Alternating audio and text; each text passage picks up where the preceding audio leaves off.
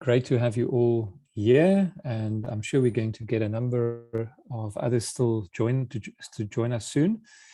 So just for those who are maybe here for the first time, just to let you know that this Gastro Echo meeting is hosted by the Gastro Foundation in association with Project Echo of the University of New Mexico.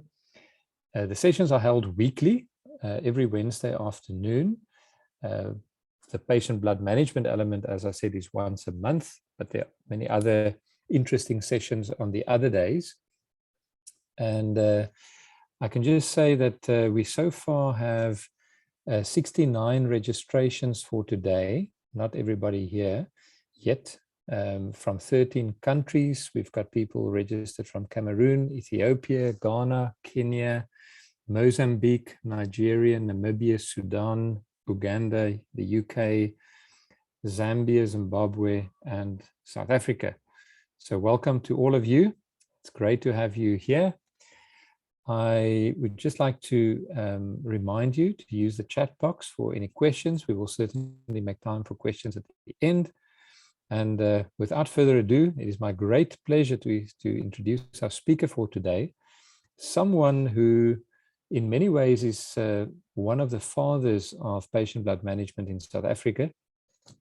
Dr. Rob Wise specialized in anesthesiology at the University of KwaZulu-Natal and is currently working as a locum consultant in Oxford in the UK. He was awarded his master's in medicine and also subspecialized in critical care medicine, and is currently completing his PhD. As well as his British Society of Echocardiography accreditation.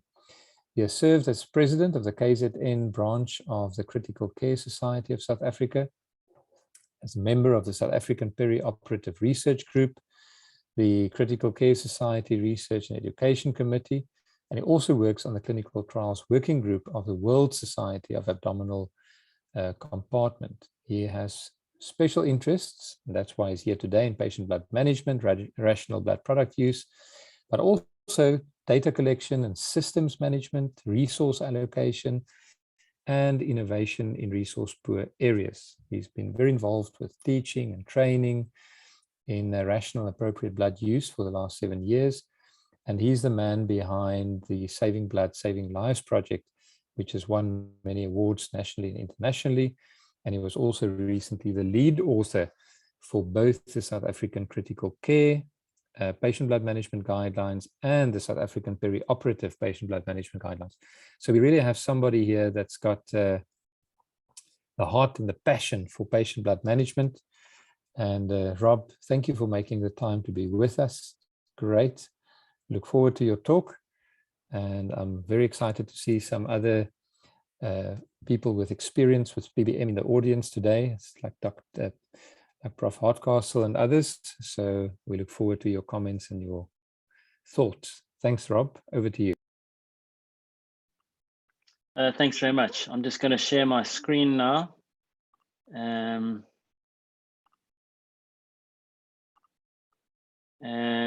I hope that you can all see that now. So yes, I'm going to speak to you today about rational blood usage and changing behavior. And I want you to start by imagining, and this quote came up when I was looking on motivational quotes. The only way to achieve the impossible is to believe it is possible. Now, our internet and our lives are filled with these kind of quotes and things to try and motivate us, but really I find them sometimes a bit too much. You can't have your cake and eat it. Well, that's false. You can, you just won't have your cake anymore. Shoot for the moon and you'll land among the stars. Of course, that's rubbish as well. The nearest star is 25 trillion miles away and you'll land in a vacuum of space, which is not very good either. And you can do it if you believe. Now, this is also false. You can do it if you do it. And hopefully what I'm going to present today is a project and some ideas around rational blood usage and how to change behavior.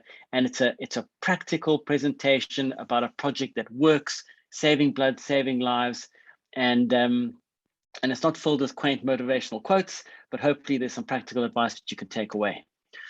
So let's go back a little bit. The background, of course, we know blood products are scarce. It's a scarce resource. They're expensive, but they're life-saving products. And this obviously forms the basis of why we're interested in patient blood management. Now, Edendale Hospital is no longer called Edendale Hospital. I believe it's called Harry Gwala Hospital. For the sake of this presentation, I'm calling it Edendale Hospital because that's what it was called when we ran the project initially. But it was a poor performer in KwaZulu-Natal in terms of managing its blood products. We used too many products, we wasted money, we were inefficient in our blood ordering, and there was no accountability on these actions that we were taking, despite the fact that our use of blood products in one hospital actually affects the entire province and the entire country because we share our blood products. So if I wasted blood products, I wasted money. It was affecting people down the road in Durban, or even hospitals as far away as in Mpumalanga. Now, our objectives of starting a project of this nature, because we were performing so badly in Edendale Hospital, was responsible blood product usage. We wanted to be responsible with the blood products we were using. We want to avoid wastage. Now, that doesn't necessarily align with the definitions of SANBIS and the Western Cape Blood Transfusion Service.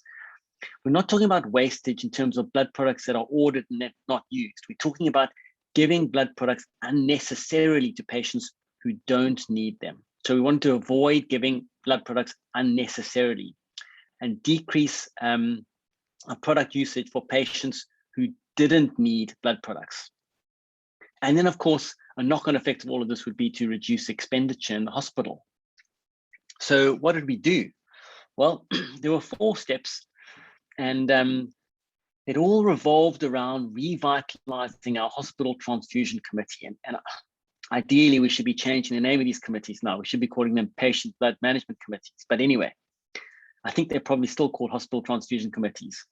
And we set about revising our hospital protocol. So we got our committee restarted and revamped.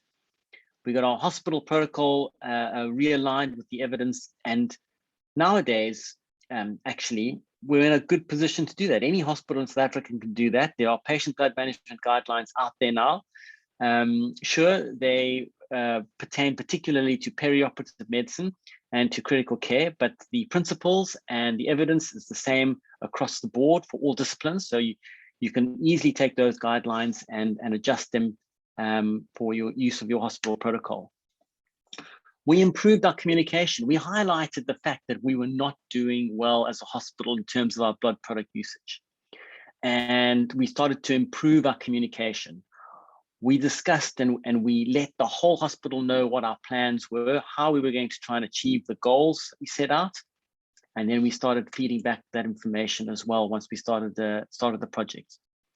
We introduced something called a blood accountability form. Now, I'm hoping that some of you have heard of this before, and really this blood accountability form was based on the idea behind a project that was run in the United States. Now, it was a much bigger project because, in fact, they didn't use a form. They used real life people. They used hematologists. So every blood order was vetted by a hematologist in this metropolitan city where there were 4 hospitals that were using the same blood banks.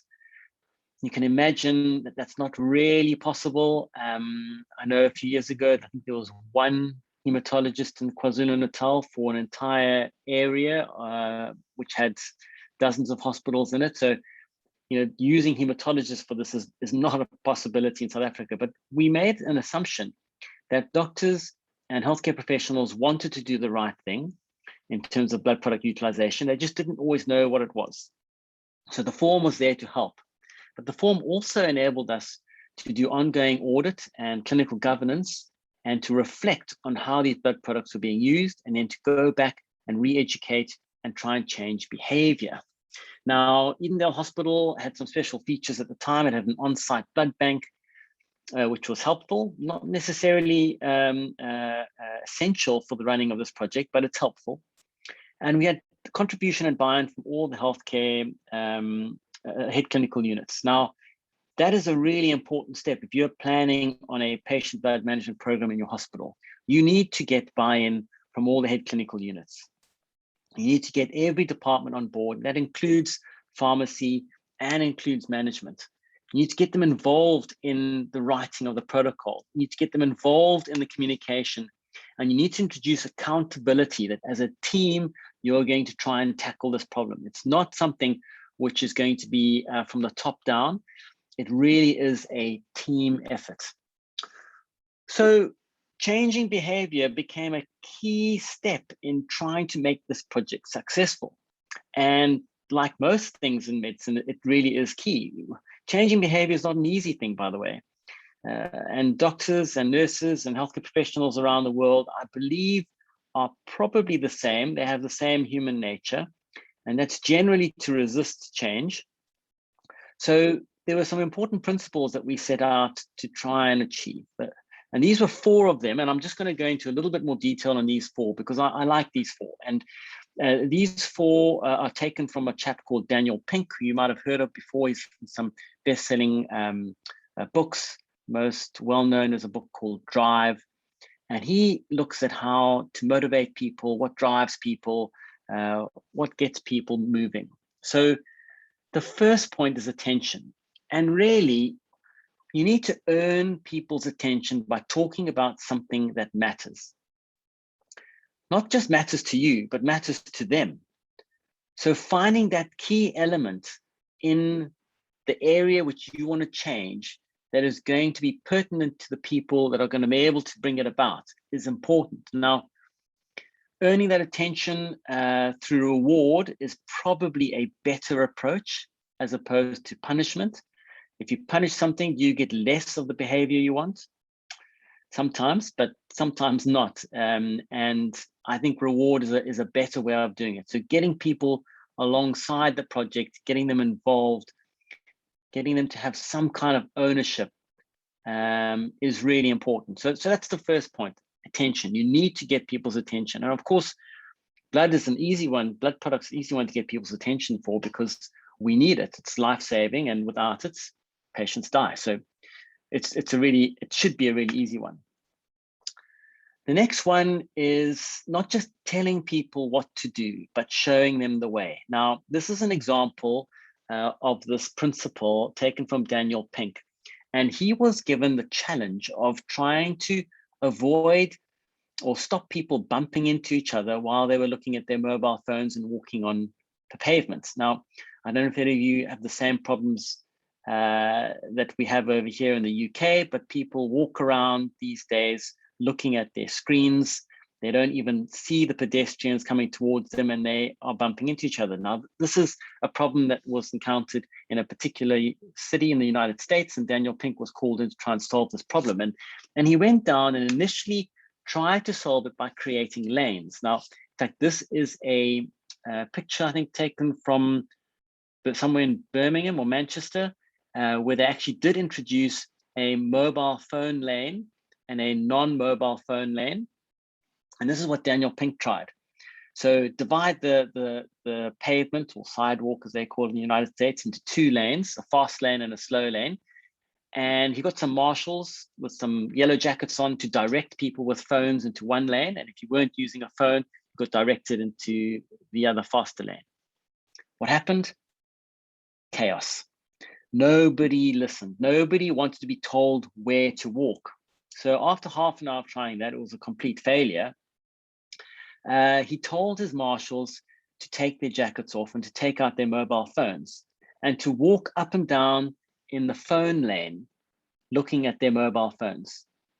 And half an hour later, everyone on that pavement with a mobile phone was walking in the phone lane, and everyone without a mobile phone was walking in the fast lane. Don't tell people what to do, show them the way. So you've got to show people the way, how to do things correctly. Don't just tell them what to do. And that was really key in the accountability form. Half of the accountability form, which I'll show you later, has got the indications for using the blood products. So it guides the user as to how to use the blood products appropriately. This principle is really important in all aspects of management, particularly in terms of healthcare. The third aspect about changing behavior is bringing emotion into an area. Now, another problem that Daniel Pink was called in to try and fix was that of people parking in the disabled parking bay when they weren't disabled. Now, that's something that we've all seen, and it's very, very annoying and inconvenient for people who are disabled. And somehow this sign with a wheelchair and parking, and sometimes it is disabled on it, is not often enough to stop people from parking there. So Daniel Pink decided to introduce emotion. And he put up a different sign. He took down the sign and he put up this sign. Think of me, keep it free.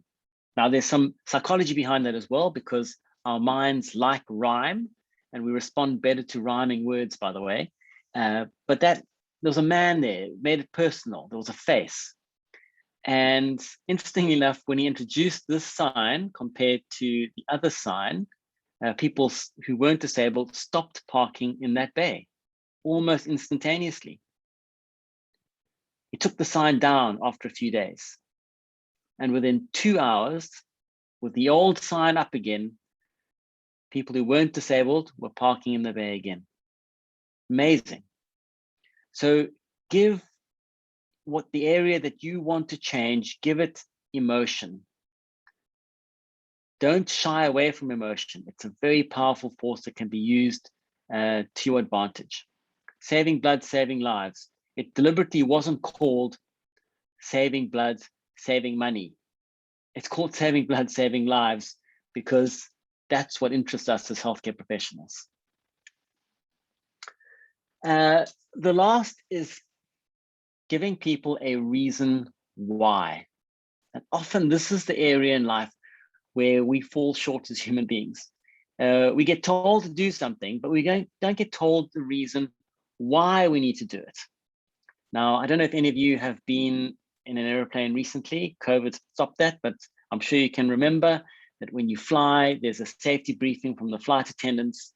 You can see the picture at the top of the screen there. They're giving some instructions on how to exit the plane if there's a problem. And there's a problem with the bottom picture. And the problem is that everyone is listening to the flight attendant. Now, if you fly again soon, when the flight attendant is giving a safety briefing, just have a look around at how many people are listening. My experience has been that virtually no one listens to the flight attendant anymore.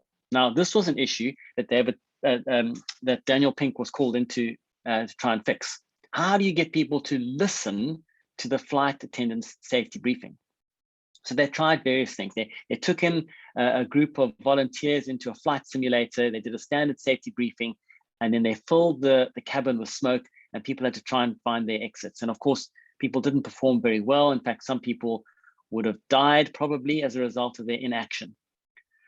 So they changed the scenario, and they told everyone that there would be a quiz at the end of the flight attendant safety briefing, and they had a chance of winning $250. So everyone actually paid attention and they listened. But when it came to trying to escape the smoke and get out of the plane, they actually didn't do that well, not that much better than the first group. And that's because they were listening to try and get the answers right, but weren't actually listening to learn the information. So the third thing that they introduced was a different flight attendant safety briefing. It was different in that it gave reasons why they needed to do the things that they were being told to do. You need to assume the brace position, because if you don't do that, you could injure your neck, you could injure your internal organs, and you could bleed to death. If you do not put your tray table up, you could hamper someone's exit, and they could be caught in a fire and be burnt to death.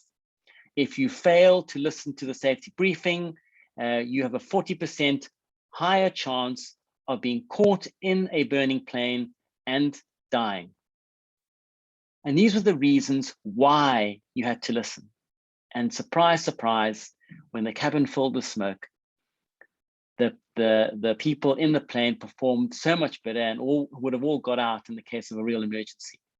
So a great example of giving people a reason why they need to change. So those 3 principles, really important. Get people's attention. Don't just tell them what to do, show them the way. Bring emotion into it. And then this last one, really, really important. Give people a reason why they need to change. So we made some assumptions as well, some other tips on changing behavior. We assumed the best of people. We don't assume the worst. We assumed that people wanted to do the right thing. And that was really important. It's in the name, saving blood, saving lives. That was our catchphrase, and it's one that stuck. And it's really important because it does highlight what we're doing. We gave people a reason why. We showed them the way through the accountability form. We made it easy for people to adhere as well. It wasn't difficult. And then last but not least, we showed people the results. People want feedback. They want to know that what they are doing is having results and that there's purpose.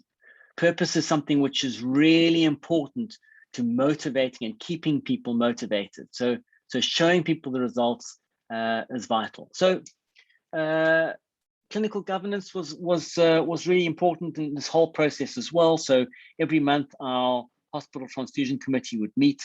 We would go through all the accountability forms beforehand. I'd draw up a spreadsheet.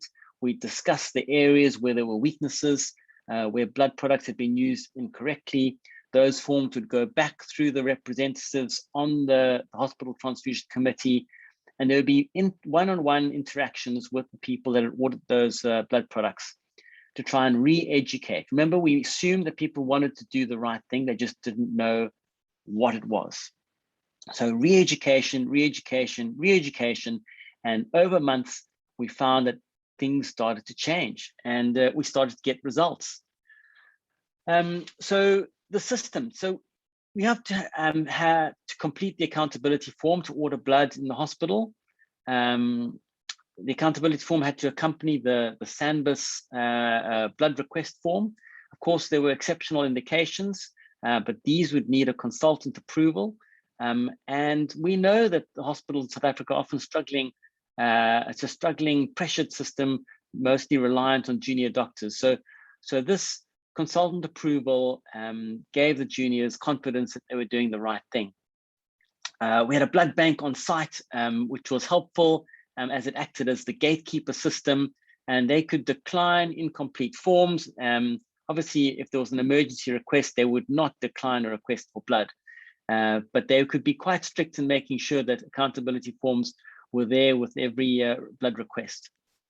I've already spoken about the monthly audits, feedback from each department at the hospital transfusion committee meetings, and this continued communication between the committee and the hospital. It's really important to make sure everyone was on board and we could try and change the culture.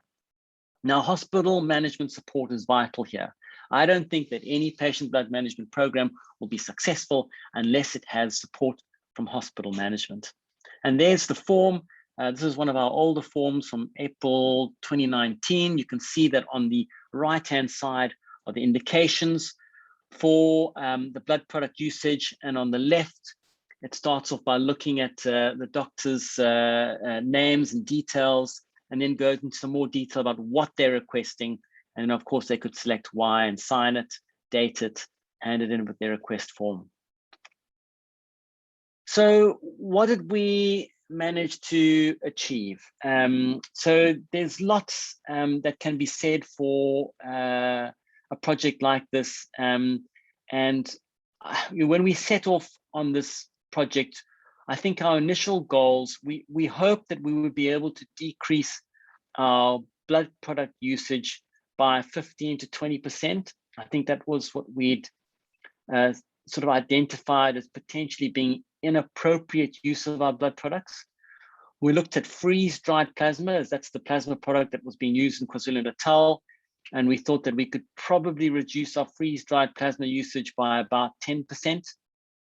And we did some calculations based on this as to what it would amount to in terms of a financial saving, but also in terms of blood products that would then be available. Now, at the time, the hospital would run out of blood products, probably once every 2 months or so. And I don't know if any of you have been in the unfortunate situation of watching patients die from anemia, but that is a reality which was being faced at the time, and probably is still being faced in areas of South Africa. It's something which shouldn't happen, because I think we have enough blood products. We just need to make sure we're using them correctly. So in the first year, what did we manage to achieve? Well, our cost saving the first year was about 510,000 Rand a month. And our product saving, we were saving 152 units of blood a month with improved accountability, reduced blood bank work, and faster processing. Now, why was this? Well, it's largely because we realized that we were ordering a bunch of tests that weren't always required, particularly our type and screen tests that were being done routinely on patients. I'll do a full blood count, I'll do a uni, and I'll just send off a type and screen in case I get into trouble for not having sent one. That was often the reason.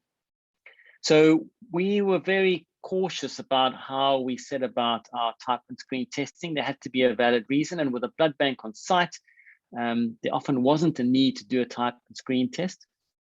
What was fascinating in terms of our faster processing time was that before the project started, if we ordered an emergency unit of blood, it would take about 2 hours before we got that unit of blood. And that's because the blood bank was inundated with these unnecessary tests. Once we clearly identified how we were going to order our tests and how we were going to use our blood products, we could get a unit of emergency blood processed anywhere between 20 and 30 minutes. And a full cross match was taking 40 to 45 minutes, which is remarkable. And that really changed the way in which our clinicians had confidence in our blood bank. So that was the first year, and here's it represented graphically. You can see that we were spending on blood products, that's not including freeze-dried plasma, by the way, that's excluding freeze-dried plasma. We were spending about 1.5 million. We were spending about 1.6, 1.7 million with freeze-dried plasma each month. And after the first year, we were right down to about 900,000 Rand a month. And you can see with the initiation of the project, there was an immediate drop. Not sure if I can point. Hopefully, I don't know if you can see the pointer, but it's kind of in April 2014 was when we initiated the project, and there was an immediate impact. So after the first year, our type and screen tests were down by 97%. Our transfusion cross matches were down by nearly 50%. And our after hours levies were down by more than 40%. So we were doing things during the day. We were not ordering emergency cross matches unnecessarily, or transfusion cross matches unnecessarily. And we were only using type and screen tests in very specific circumstances. Our freeze-dried plasma was also down, surprisingly, and it was down significantly. So what does the 152 units saved a month represent? Well, we were down by 25%. We'd reduced our red cell concentrate usage by 25% in the first year, which was far in excess of what we'd anticipated. That amounted to 1,850 units in the year, which is quite a lot of blood, we thought. Weren't sure that we'd actually get any better than that. Our blood bank workload was down by nearly 50%, which again resulted in those faster processing times, as I've mentioned, and we were able to access emergency blood that much quicker. So here we can see the project as it continued. Now, what we've got here are some results from a paper which we're just finalizing now, and we will hopefully submit this for publication in the near future. And it shows the first 5 years of this project. On average, we were using over 7,200 units of blood a month before we started the project. And you can see that year on year, we were using slightly less, a big drop in the first year, down to 5,530 units. And then it decreased even more in the second year, 4,700 units. And then really what it shows in year 3, 4, and 5 is that we were able to maintain the same discipline and the way in which we were using our blood products. Here's a representation of different blood products. So the one at the top is in blue is our red cell concentrate. We've got platelets in yellow, and you can see that stayed pretty much the same. It decreased a little bit. We had a introduction of a platelet analyzer, a thromboelastogram at the hospital, which helped us identify which patients needed those better. Our cryoprecipitate actually went up slightly in year 4 and 5. And this was largely with some evidence coming out for obstetric patients who probably required earlier transfusion of cryoprecipitate and fibrinogen access. So that resulted in us using a bit more cryoprecipitate. And our freeze-dried plasma dropped a lot in the first year, and then we were able to maintain that drop over the 5 years. This is just everything in numbers. You can see that our baseline forecast and our units saved. So this was over adjusted for our admissions, which obviously changed year on year. Our baseline forecast was that we would use 36,000 units of red cells. What we did use was about 23,000. So we saved over 13,000 units of red cells over 5 years. We saved 735 units of platelets, and freeze-dried plasma, 3,600 units of freeze-dried plasma. So you can see a 36% saving, a 41% saving in platelets, and our freeze-dried plasma down by 37%. You can see that our cryoprecipitate actually increases usage. And as I said, that's because of obstetrics and the change in practice that we had. This is an example of how we managed to change the behavior for our after hours work, which was something which we hoped to do, but I didn't anticipate it would be so dramatic.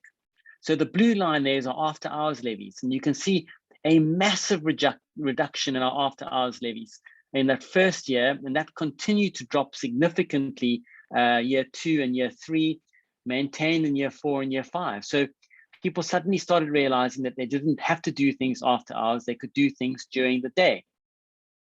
Our emergency cross-match stayed roughly the same, and that's because our emergency work stayed roughly the same as well. Our transfusion cross-match, as I mentioned, went down, and our type and screens went down dramatically, as I've discussed already. That's just an example of our adjusted fees and numbers, just again showing year on year how there was gradual improvements, but essentially maintenance of the success of the project between year 2 and year 5. So there's too many numbers here. I'm going to round these. These aren't rounded off. These are the admissions savings on our. This is the savings on our levies over the 5 years. So you can see our after hours levies were reduced by 60%. Our emergency cross match was reduced by 18%. Our cross match is reduced by 75%, and our type and screens reduced by 98%. And again, this is all the result of changing people's behavior gradually, and also getting people to buy in. I think one of the things that I really enjoyed about working at Edendale Hospital, and particularly on this project, was the fact that there was a cultural change towards the use of blood products, and people owned the project. They felt like they were part of it. I think it was year 3, I remember doing a ward round, and I was talking about a patient whose hemoglobin was just over the transfusion threshold that we would normally have for a critical care patient. And we were discussing blood products for this patient. And one of our interns on the ward round said, Dr. Wise, this patient doesn't fit the criteria for our protocol, and evidence says that this patient doesn't need blood. And it was wonderful because there had been a complete cycle, and the information that we'd tried to get out to everyone 3 years ago was now coming back to me and I was being taught the same information again. So it was really a wonderful moment, and just showed how the culture in the hospital had changed, and that everyone had adopted this project as their own. So this is the one. There's too many numbers, so I've rounded them off. So this was what the hospital managed to save in terms of money, and this is information which I use to get other hospitals' management excited about the project, because money, we know, is tight, and really it demonstrates the potential for savings of this project. We're looking over 5 years, potentially having spent 106 million Rand on blood products if we'd continued the way we were going. In the end, thanks to the project, we spent 59 million, and we saved nearly 47 million Rand, which is a reduction of 44%, which is fantastic. And that money was then put back into the hospital to finance more staff and improve areas which needed help, particularly in our hospital at the time was obstetrics. So this was really a motivational slide for management to say, look at what can be achieved if you back this project.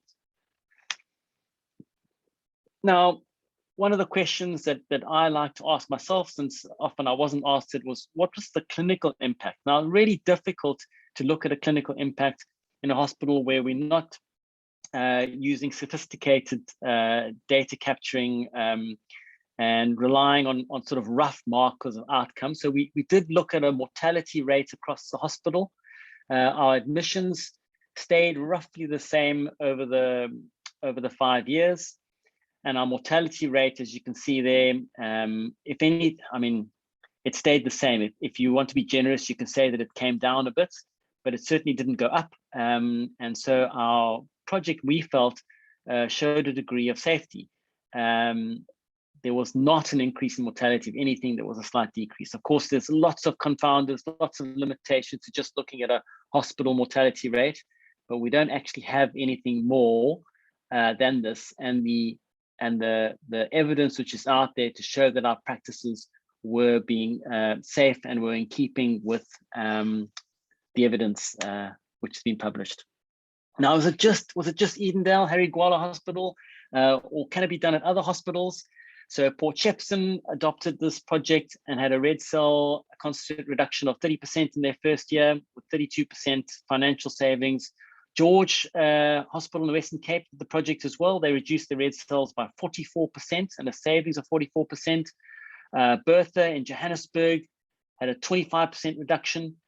Other hospitals have also used this project: Tembisa, Far East Rand, Livingston, Newcastle, Madadeni, Northdale. And I know Freddie, I don't know if he's online, Freddie Kabambi in Mthatha also ran this project very successfully and has instituted a lovely patient blood management program there as well. So I don't think that changing behavior can only occur at one hospital with this project. I think it can occur anywhere. People are the same throughout the world. We get motivated by the same things, and hopefully we can start working together on these things as a group, as a patient blood management group, and we can start having greater impact in our countries.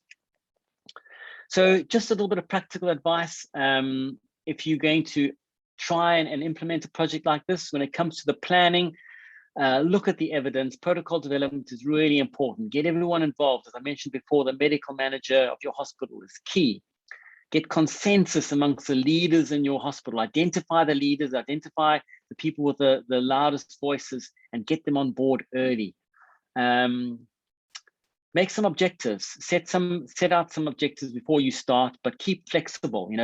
Evidence changes. We might need to change our practice. That's okay. It's okay to admit that you might be wrong in an area and need to change back to something that you were doing before. So stay flexible, and identify those obstacles which are specific to your hospital, and those areas which are key to getting people motivated. When it comes to communication, I think creating a single message is important, and we managed to do this through a video presentation. It was a PowerPoint presentation, and we got recorded onto discs, CDs that we just handed out to departments, and everyone joining the hospital would sit and listen to a 12-minute presentation that I made on our project and patient blood management. So everyone got the same message and felt included. Gatekeeper is key. Ours was the blood bank, but of course, a gatekeeper system to controlling how you manage your blood products is really important. And allow enough time to get the message out, so everyone isn't taken by surprise, and you launch your project with a bang. In terms of implementation, decide on a start date. Get a unified commitment to initiation of this project from everyone. You can't have some people starting and other people deciding they're going to start at a later date.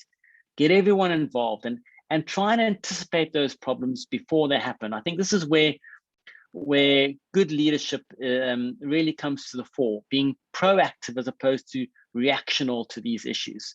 You know what the problems are going to be before you start, so be ready to deal with them, and then adopt that team approach, not a headmaster approach. Reward, not punish. It's really key, I think. And then assess and change. I think holding each other accountable is key, and it's not to lord it over each other. It's holding each other accountable for the greater good of our hospitals, of our communities, of our provinces, of our countries. We need to be held accountable for actions, because blood products are things that are important to all of us. And without them, our patients suffer. So we need to be careful. Like antibiotics, it's the same principle. Everyone's keen on antibiotic stewardship. There should be blood product stewardship as well. And this is essentially blood product stewardship that I'm talking about. So small changes have a massive cumulative impact. When we started the project and we saved that 1,800 units of blood in the first year, I didn't think we'd save 13,000 units of blood in 5 years, and that it would have a knock-on effect and be adopted by other hospitals around the country. But it can be, and so start small, think big and start small. Really, it's the way to go. How can I get the Department of Health to back this project? I don't know. I tried for many years. I presented at various provincial meetings. There was always a lot of interest, but no take up on it. I would love to see our patient blood management strategies that this group is developing be adopted as routine across the country. So as we continue now, we've got to work with SANBIS and Western Cape Blood Transfusion Service. I have great respect for these two organizations. They've been so supportive in everything that we've done. We have the same objectives, and so we really need to work hand in hand with them. We need to look at our research and our innovation in terms of how we implement these projects and how we identify those areas with the lowest hanging fruit, things that we can get right quickly. And let's share our information. Let's provide the solutions that we found with other hospitals and contribute to solving this supposed national blood shortage.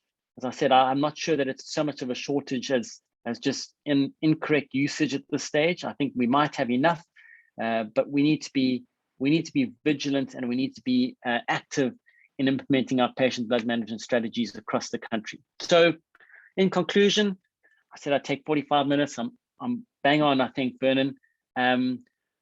We need change through accountability. We need change through innovation, and we need change through teamwork. We can achieve all of this, I believe. 13,000 units of blood. It wasn't one person that did this, or even a handful in a hospital transfusion committee. It was the entire hospital that managed to achieve this. And so we really need to start seeing these projects as a complete team hospital community effort.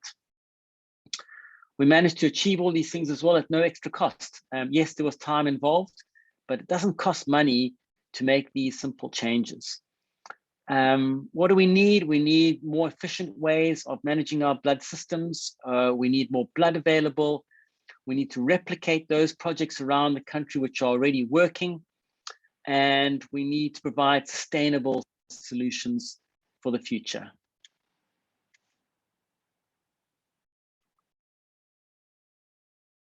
Somehow my video went off for some reason, but I'm back on. And that is it. Thanks very much. I'm happy to field any questions or hear any of your comments. Thanks very much. Rob, thank you so much. That was truly a tour de force, and what an inspiration for all of us to get this happening. And I see with patient blood management, one thing is for sure, you need champions, you need drivers, you need the energy, and you need the commitment to maintain the momentum. So wow, really amazing. And I actually want to maybe just start with that. When you left Edendale Hospital, who took it over from you? Were there people that you trained to lead it further, or what happened after you left? Yeah, so yes, there were people trained to take over. There's a chap there called Jonathan in Venezia. He took over chairmanship. It was co-chaired committee, I think, because as we know, life is busy and we're not always available. So having co-chairs, I think, is really important. And I think Victoria was the other person who was working with Jonathan on this. So yes, trained up and take over the reins when I left. As I said, I don't think this is necessarily personality dependent, because this is a project which has been successfully replicated in other hospitals. But it does need champions. It does need people who are prepared to commit to it. But it is something which is replicatable. Right. We've got a question here from Prof. Tim Hardcastle, and now let's just get back to my chat box here. If anybody else has questions, please put them in the chat. Tim asked, I would like to know if the COVID pandemic affected the use of blood products. So I've got a few thoughts that I can share, Tim. Maybe, I don't know, Vanita Rambarich, I see, is in the room. Vanita, please feel free to correct me or to help there as well.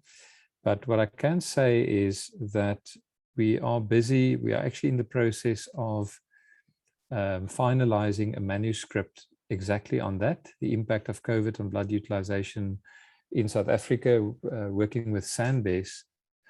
And in brief, in looking at the period 5 March to November 2020, comparing that to the same period the year before, 2019, and stratified by healthcare sector and lockdown periods, the total number of requisitions in 2020 reduced by 9.5%. So that was, well, if I say nationwide, let's say the region that SANBES serves, it went down with 34,000, almost 35,000 units of blood requested. So yeah, that's sort of in short. There could be many reasons for that. It's not necessarily just the patient blood management. There was also a lot of issues during lockdown with surgeries being cancelled, less trauma, less alcohol use, and so forth and so forth. But there was fortunately a reduction because there was a big challenge in attracting donors. Vanita, can I ask you to comment as well, please? Yes. Good afternoon, Prof, and good afternoon, You're welcome everybody. to put your video on if you are able. That would be great. I'm not ready for that. Okay, 100%, no worries. Okay, sure. So absolutely, COVID was a huge game changer for SANBES, and I'm sure any blood establishment across the globe. So blood usage did drop during the peak COVID pandemic period, because obviously a lot of elective surgeries and stuff like that were delayed or postponed. So as a result of that, blood product usage did decrease. On the other hand, our blood stocks did decrease as well, because recruiting and maintaining blood stocks through recruitment of our donors was a huge challenge.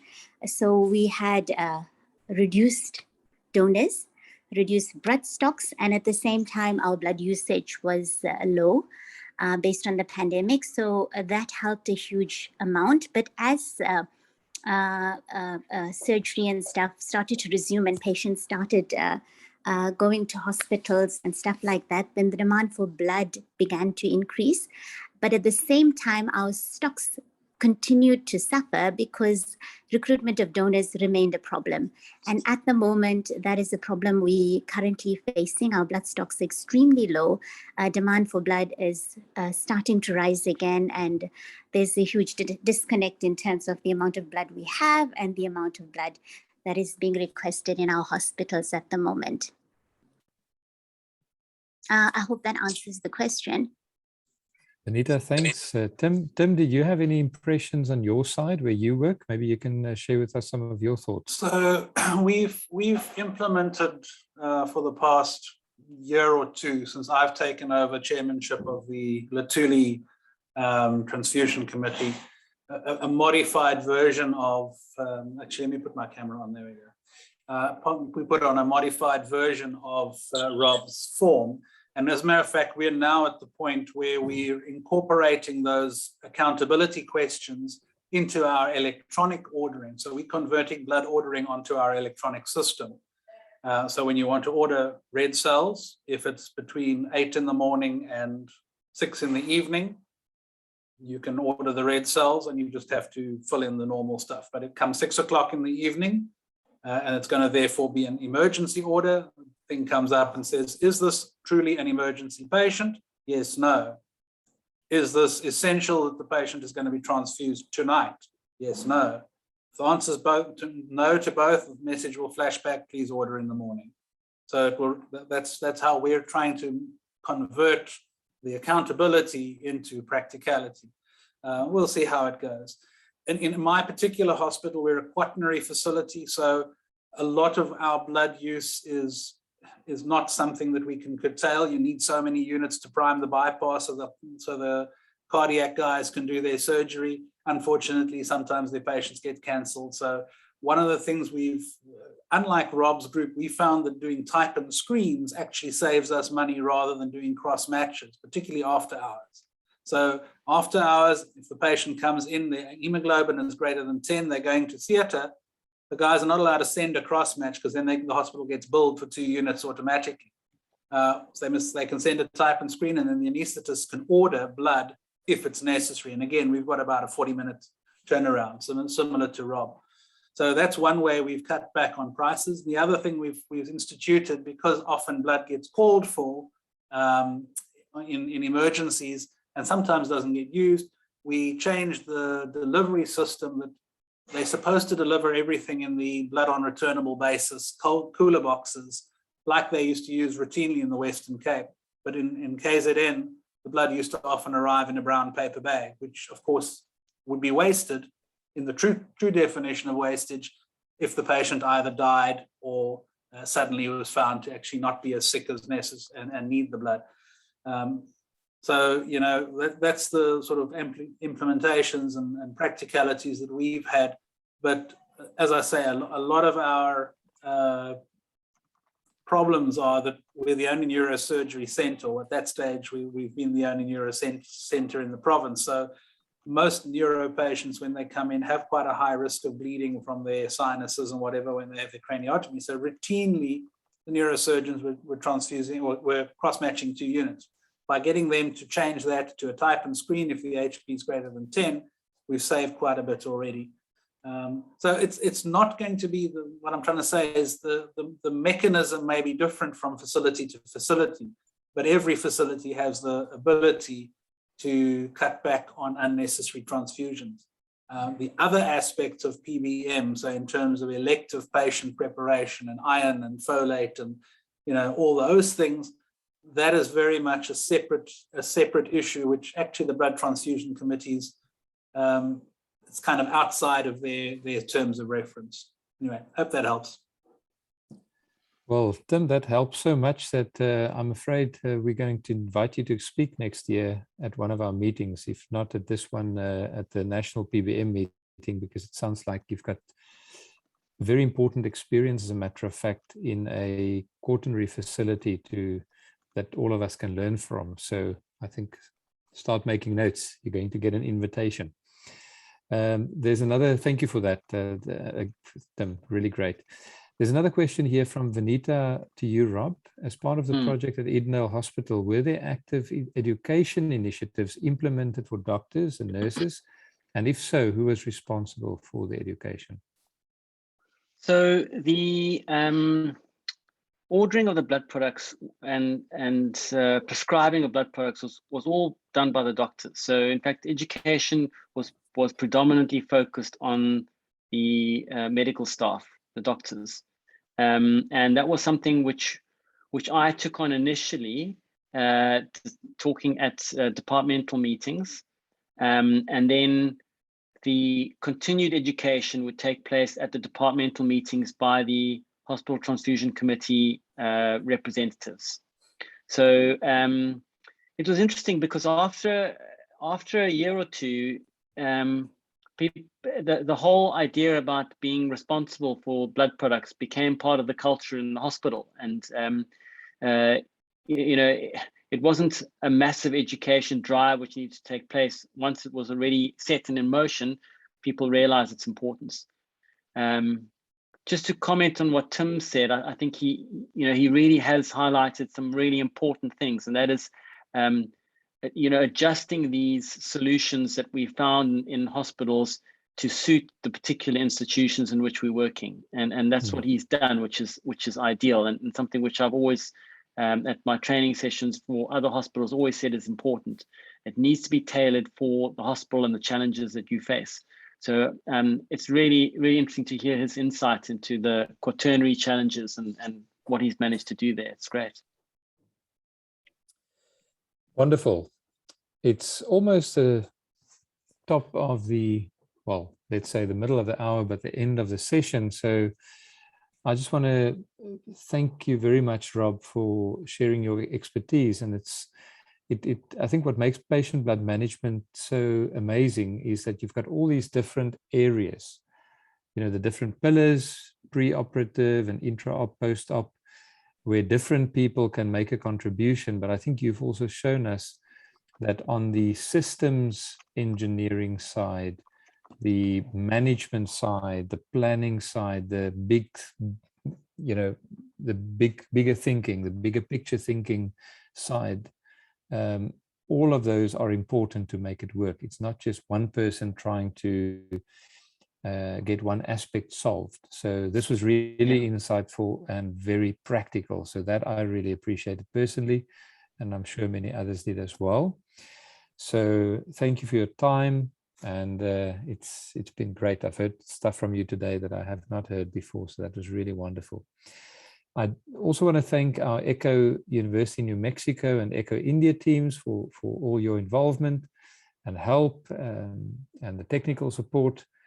I want to ask everyone if you would just take a few seconds or half a minute to fill in the feedback form that is available in the chat. There's a link there, please click on it. The recordings of this talk, and this is important, will be on the Gastro Foundation website. So if you want to show what you've heard today to your colleagues, to your departments, why don't you make this part of one of your academic sessions, unless Rob is willing to come and speak to all of you, but I'm sure might not be as practical. Please use this, go and encourage and enthuse people. This is a very low-hanging fruit to help people get the information and become aware.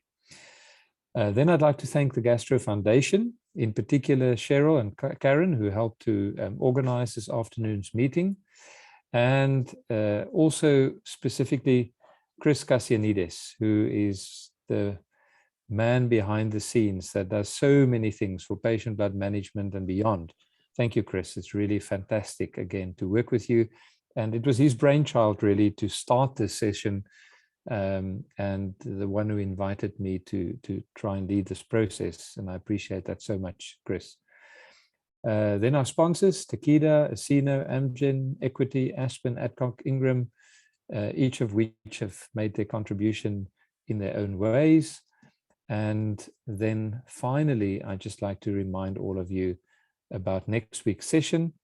And you can see the advert there on the screen. This is now more liver focus or clinico-pathological focus. And I think this is the last patient blood management session for this year. We will meet each other again in the new year. Thank you, everybody, for coming. Time is much appreciated. And I see someone is asking for the link to the attendance register. It's just above you, Yvette. There's a link that you can click on, and you registered when you came in. So that should all work fine. Have a lovely evening, everybody. Bye-bye. Thanks, Rob. Thanks, Vernon. Thank you. Okay. Bye-bye, Rob. Bye-bye, Chris. Bye-bye, Karen, everyone.